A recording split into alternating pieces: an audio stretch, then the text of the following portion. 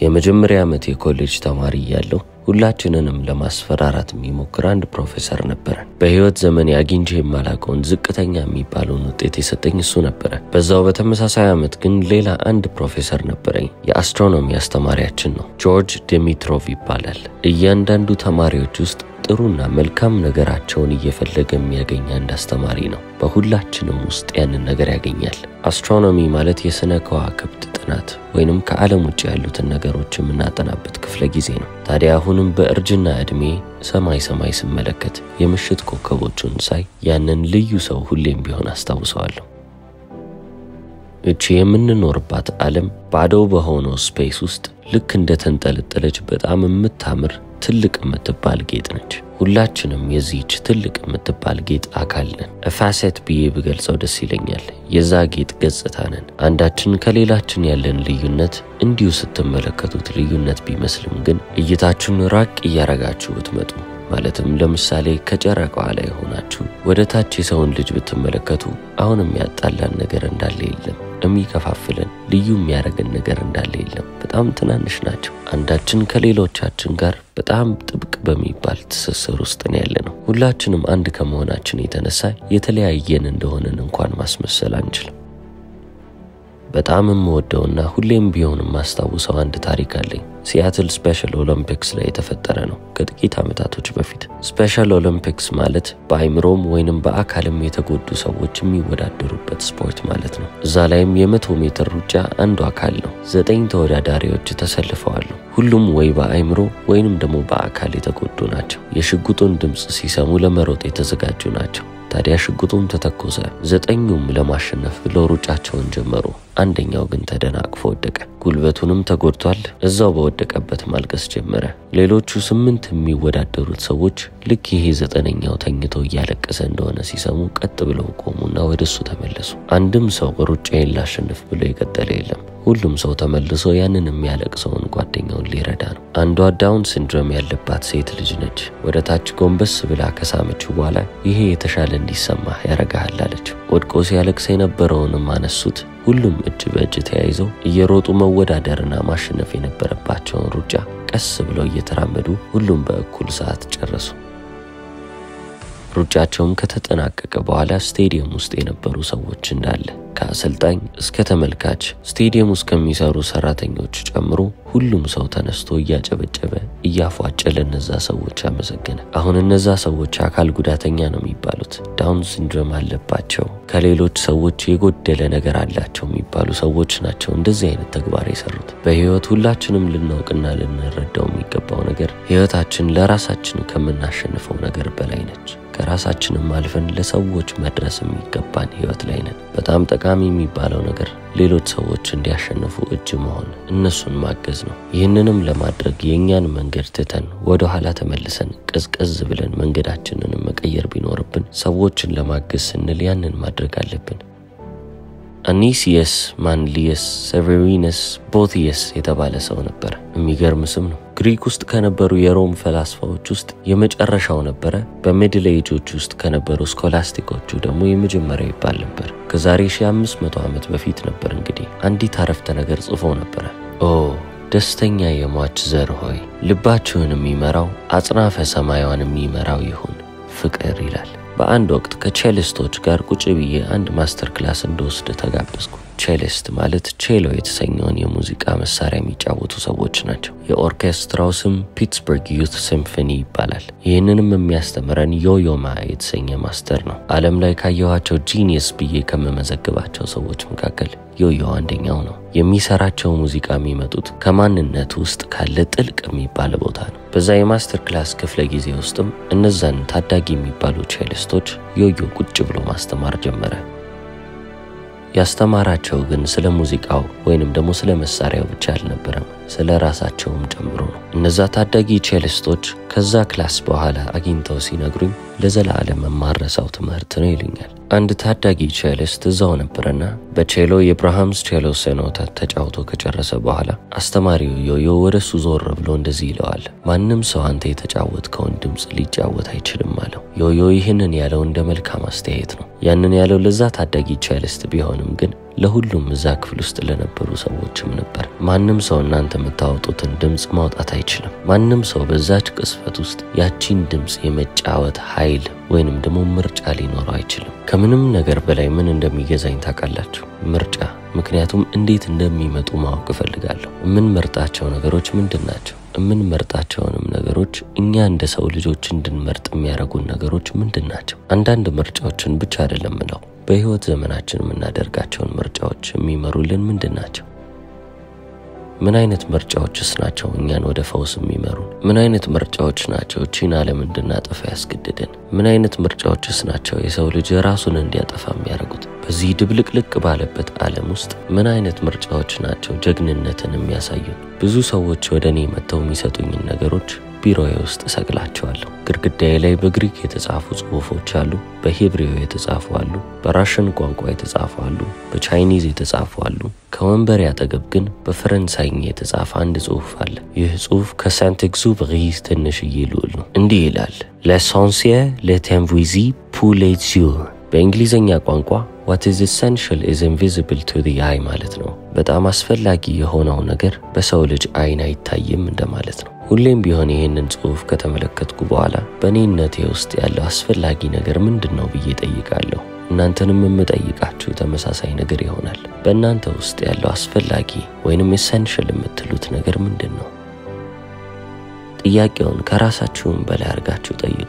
እናንተ አሁን የሆናችሁትን ሰው እንድትሆኑ የረዳችሁ ሰው ማን ነው? አሁን የሆናችሁትን ሰው እንድትሆኑ ያገዛችሁ ማን ነው? በህይወቱ ውስጥ ከኮሌጅ የተመረቀ አንድ ሰው ወይንም እዚህች ምድር ላይ የሆነ ጥሩ ስራ ላይ ያለ አንድ ሰው ቢያንስ በመንገዱ ላይ አንድ ያመነበት ሰው አለ።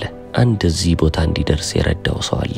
አንድ ሰው በፍጹም ለብቻዬ ነው እዚህ የደረስኩት ሊል አይችልም። አንድ ሰው ብቻውን ምንም ማድረግ አይችልም። ቢያንስ ከዛ ሰው ጀርባ የሆነ አንድ ሰው ሊኖር ይገባል። ደሞም አለ። እንደ ሰው ልጅ ሙሉ ሆነን የምንሄደው ኮምፒተንት የምንሆነው ብቁ ሆነን እዚህ ዓለም ላይ የምንገኘው ቢያንስ አንድ ሰው ከጀርባችን ሆኖ እምነቱን ሲጥልብን ነው። እኔም እዚህ እናንተ ፊት ቆሜ ይሄንን ነገር ሳወራ ለእናንተ ኢንቪዚብል የሆነ የማይታይ ስጦታ መስጠት ስለፈለኩ ነው። በየቀኑ ለአንድ ደቂቃ ይሄንን ነገር ማሰብ አለባችሁ። የኔ ስጦታ ለእናንተ ይህ ነው። አሁን የሆናችሁትን ሰው እንድትሆኑ የረዳችሁ ሰው ማን ነው? ያንን ሰው በየቀኑ ለአንድ ደቂቃ አስታውሱት፣ አመስግኑት። ይህንንም ስታደርጉ በዝምታ ውስጥ ይሁን። ያቺን ደቂቃ በዝምታ ውስጥ ሆናችሁ አመስግኑ። በልባችሁ እያሰባችሁ የምታመሰግኗቸው ሰዎች አሁን ከናንተ አጠገብ አንድ ቤት ውስጥ ሊሆኑ ይችላሉ። አንዳንዶቹ ባህር ማዶ ወይንም ከናንተ በጣም ብዙ ሺህ ማይል ርቀት ላይ ቁጭ ብለው ይሆናሉ። ለአንዳንዶቻችሁ ደግሞ የምታመሰግኗቸው ሰዎች ልክ እኔን እንዳስተማረኝ አስትሮኖሚ ፕሮፌሰር ገነት ውስጥ ቁጭ ብለው ሊሆን ይችላል። የምታመሰግኗቸው ሰዎች የትም ይሁኑ የት እናንተን ከወደዷችሁ፣ በህይወታችሁ ውስጥ ካበረታቷችሁ፣ ለእናንተ ጥሩ ነገሩን የተመኙላችሁ ሰዎች ከሆኑ እናንተ ውስጥ ናቸው። ለዚህ ነው ወደ ውስጣችሁ ጠልቃችሁ ገብታችሁ ይህንን የዝምታ ሰዓት ልታሳልፉ ይገባል እምለው። በዝምታችሁ ወቅት የምታስታውሷቸው ሰዎች እናንተ ብታውቁትም ባታውቁትም ምን ያህል አመስጋኝ እንድትሆኑ ልትረዱ ይገባል። በህይወት ዘመኔ ብዙ ነገር አይቻለሁ። ነፍሳችንን የሚያድስልን ነገር ከሰው የምናገኘው ክብር፣ ሽልማቶቻችን ወይንም ደግሞ የምናሳካቸው ነገሮች አይደሉም። በሰው መታመን እንደምንችል ማወቃችን፣ እውነታውን አለመፍራታችንና ስር መሰረቱ ህይወታችንን፣ ምርጫዎቻችንን የሚወስኑልን ነገሮች በጎ ነገሮች መሆኑን ማወቃችን ነው ነፍሳችንን እያሳደገልን እያለመለመልን የሚሄደው። አንድ ዘፈን አለ እኛ ውስጥ ላለው ህፃኑ ጎናችን የተዘፈነ ነው። ግጥሙንም ብልላችሁ በጣም ደስ ይለኛል። ሲጀምር ኢትስ ዩ አይ ላይክ ይላል። አንተን ነው የምወደው፣ አንቺን ነው የምወደው እንደማለት ነው። የምትለብሰውን የምትለብሺውን ነገር አይደለም። ጸጉርህን የምታስተካክልበት ጸጉርሽን የምታስተካክይበትንም መንገድ አይደለም። አንተን አንቺን ነው የምወደው ይላል። እንዲሁ እንደሆናችሁት ጥልቅ ማንነታችሁን፣ ትክክለኛው ጎናችሁን፣ የሚሸፍናችሁን ጎን ሳይሆን የለበሳችሁት ጋውን፣ ከላይ ያደረጋችሁት ኮፍያ ካጠገባችሁ የሚቀመጥ ነው። እኔ ግን እናንተን ነው የምወደው፣ ሁሉንም ጎናችሁን፣ ከቆዳ ቀለማችሁ ጀምሮ እስከ አይናችሁ ድረስ፣ ከአይናችሁም እስከ ስሜታችሁ ድረስ። አርጅታችሁ ትልቅ ሰው ብትባሉም ወይንም ደግሞ ገና ወጣትም ብትሆኑ ሁሌም ቢሆን እንደምወዳችሁ እንዳትረሱ። እኔ እናንተን ነው የምወደው። አሁን ታዲያ ይህ ምን ማለት ነው? ሰው እንዲወዳችሁ ብላችሁ ምንም የተለየ ነገር ልታረጉ አይገባም እያልኩ ነው። እኔ እናንተን ነው የምወደው ስላችሁ እናንተ ውስጥ ያለው ህይወት ከዚህ ከምናየው፣ ከምንነካው፣ ከምናሸተው፣ ከምንሰማውና ከምንቀምሰው ነገር በላይ እንደሆነ የሚያውቀውን ጎናችሁ ነው። በእናንተ ውስጥ ያለው ጥልቅ ማንነት፣ ሁሉንም ነገር የሚያውቀው የሰውን ልጅ ቀጥ አድርጎ ያቆመው የሰው ልጅ እዚች ምድር ላይ እንዲኖር ያደረገውን ውስጣቸው ሆነው የሚያውቀውን ጎናቸው ነው። ጥላቻን ያሸነፈ ፍቅር፣ ጦርነትን የበለጠ ሰላም፣ ስግብግብነትን ያሸነፈ ፍትህ እዚች ምድር ላይ በምትኖሩባት ጊዜ በምትኖሩባት በእያንዳንዷ ሰከንድ ሁሌም ቢሆን የምትወስዱት ምርጫ እናንተንም ባልንጀራችሁንም ከፍ አድርጎ የመጨረሻው ጥግ ጋር የሚያስቀምጣችሁን ነገር ምረጡ።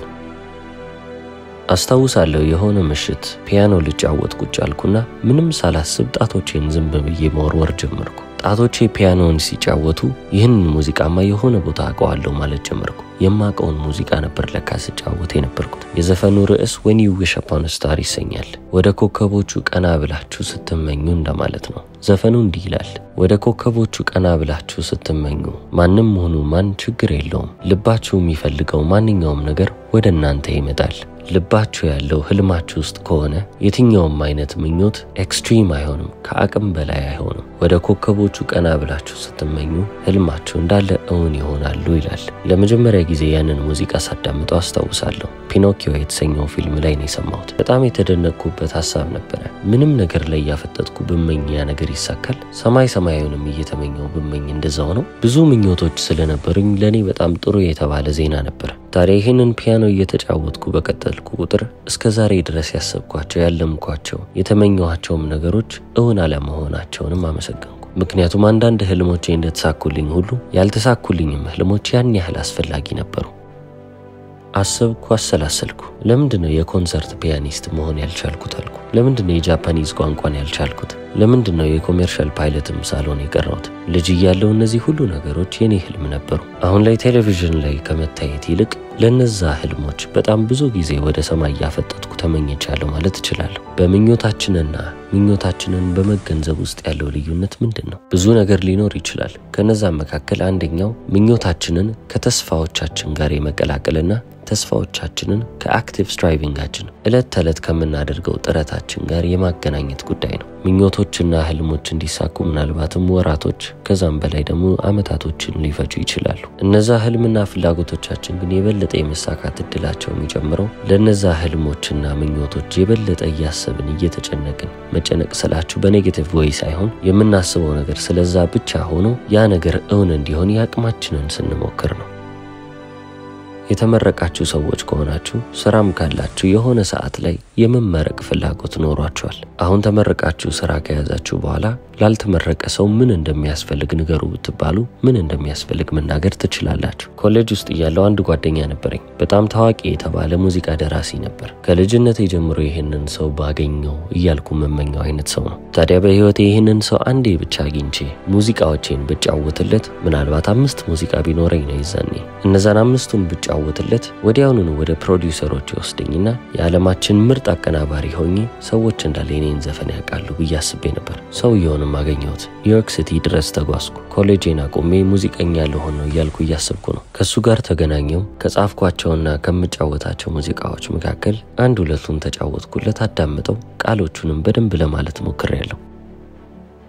ከዛ በኋላ እንደዚህ ብሎ ጠየቀኝ፣ ስንት ሙዚቃ ጽፈሃል? ስንት ሙዚቃ አለህ አለኝ። እኔም ደግሞ 5 አለኝ፣ ሁሉንም ይዤ መጥቻለሁ አልኩት። ከዚህ በኋላ በህይወቴ እስካሁን ማረሳው ነገር ነገረኝ። በጣም ብዙ ሙዚቃ ከጻፍክ በኋላ ተመልሰህ እኔ ጋር ና አለኝ። የዛኔ ማውራት እንችላለን አለ። እንግዲህ ከዛ በኋላ የተሰማኝን ስሜት መገመት አይከብዳችሁም። በጣም ብዙ ዘፈን ማለት ከ100 በላይ ሊሆንም ይችላል። በጊዜው 5 ብቻ ነበረኝ። ምክሩ ለምን ጠቀመህ ካላችሁኝ የሆነ ጊዜ ላይ ዘፋኝ መሆን እፈልጋለሁ፣ ሙዚቀኛ መሆን እፈልጋለሁ ብዬ ማስብ ሰው ከሆንኩ በየጊዜው ሙዚቃ መጻፍ እንዳለብኝ ማወቅ አለብኝ። 5ቱን ብቻ ይዤ 5ቱን እየተጫወትኩ ልቀጥል እንደማልችል ገብቶታል። አሁን ከዛ በኋላ በጣም ብዙ አመታቶች አልፈዋል። እሱም ካለኝ በላይ በጣም ብዙ ዘፈኖችን ጽፌያለሁ። ታዲያ ይህ ሁሉ ሲፈጠር ዘፈኖቹ በራሳቸው አይደለም የተጻፉት፣ እኔው ራሴ መጻፍ ነበረብኝ። ተመኝቼውም ነበር፣ አድርጌውም አለሁ። ታዲያ እውን ያልሆኑልን ህልሞቻችንስ?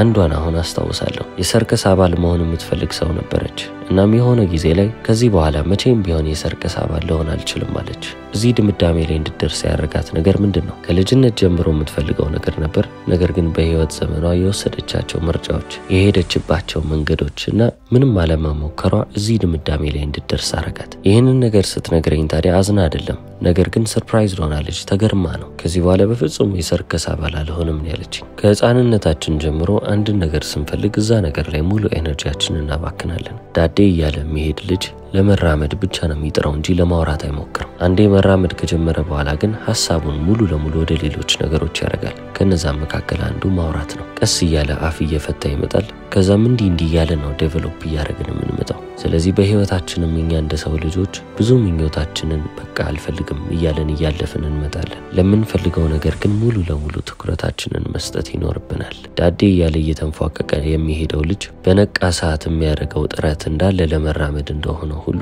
እኛም ደግሞ ለምንፈልገው ነገር መሆን አለበት። ፍሬድ ሮጀርስ ሚስተር ሮጀርስ በመባልም ይታወቃል። አሜሪካን ቲቪ ሆስት፣ ኤጁኬተር፣ ራይተር እና ፕሮዲውሰር ነበር። እስከ መጨረሻው ስለተከታተላችሁኝ አመሰግናለሁ። ቻው።